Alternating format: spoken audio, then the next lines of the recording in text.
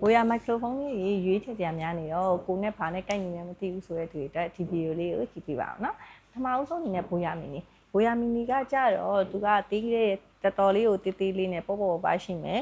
fancy အနေနဲ့သုံးချင်တဲ့သူတွေဒါမှမဟုတ်ပေါ့ပေါ့ပါသုံးမယ်အတန်ပြောင်းတဲ့ voice changer လေးလိုချင်တယ်ဆိုလို့ရှိရင်တော့ဒါလေးကိုရွေးချယ်တင်ပါတယ်သူရဲ့အားနည်းချက်ကကြတော့ type C ဖုန်းနဲ့ပဲသုံးလို့ရတာဖြစ်တယ်ပြီးတော့လို့ရှိရင် real time monitoring လုပ်ဖို့ earphone jack မပါအောင်တော့ mic အကွာဝေးနေနေဆိုလို့ရှိရင်လည်း100မီတာထိရမယ်ဒါကတော့ဒါ Voya mini လေးပေါ့နော်အဲ့တော့ကိုကပေါ့ပေါ့ပါသုံးချင်တဲ့အရန်အကွာဝေးတွေအများကြီးလည်းမလိုဘူးဆိုလို့ရှိရင်တော့ဒါလေးကိုရွေးလို့ရပါတယ်နောက်တစ်ခုကကြတော့ Voya link မှာ Voya link နဲ့ Voya mini နဲ့ဘာကွာသွားလဲဆိုတော့ Voya link ကပို့ပြီးတော့ AI noise cancellation ကပိုကောင်းသွားမယ်သူရဲ့ noise cancellation ကပိုကောင်းသွားမယ်ပေါ့နော်သူကတော့ microphone မျိုး site ကတော့ဒီလောက်ဖြစ်သွားမယ်ပေါ့နော်အဲ့တော့ cancellation ကပိုကောင်းသွားမယ်အကွာဝေးနေနေဆိုလို့ရှိရင်မီတာ300ထိရသွားမယ်အဲ့တော့ပေ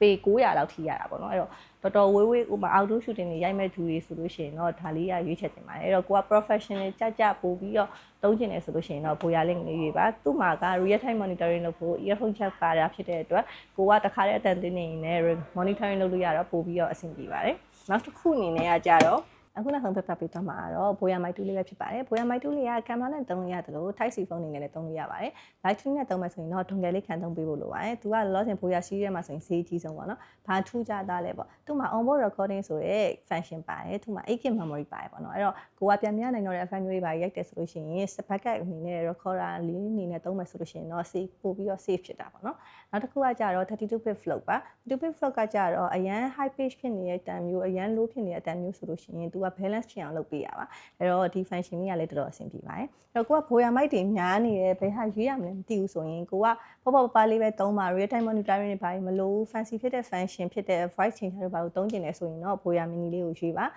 မဟုတ်ဘူးကိုက semi pro level လောက်ပေါ့နော် outdoor shooting တွေက range ကျယ်တယ်အတန်ပိုကောင်း noise cancellation ကောင်းလိုချင်တယ်ဆိုလို့ရှိရင်တော့Voya link လေးကိုရွေးလို့ရပါတယ်မဟုတ်ဘူးကိုက pro level လောက်ထိသွားမယ်တခါတလေ camera တွေနဲ့လည်းသုံးပါဖုန်းတွေနဲ့လည်းသုံးပါဆိုလို့ရှိရင်တော့ Voya mic 2လေးကရွေးချယ်တင်ပါတယ်အဲ့တော့သုံးခုလုံးကို site မှာ sample ပြတ်ထားပြီလို့စိတ်တိုင်းကြလာရောက်ဆန်းသက်လို့ရပါတယ်ပြီးတော့ကိုနဲ့ဘယ်ဟာလေးကိုကြိုက်ညီမလဲဆိုတာကိုဒီဗီဒီယိုလေးကြည့်ပြီးတော့နည်းနည်းပါတီးခောက်မိမယ်လို့ထင်ပါတယ်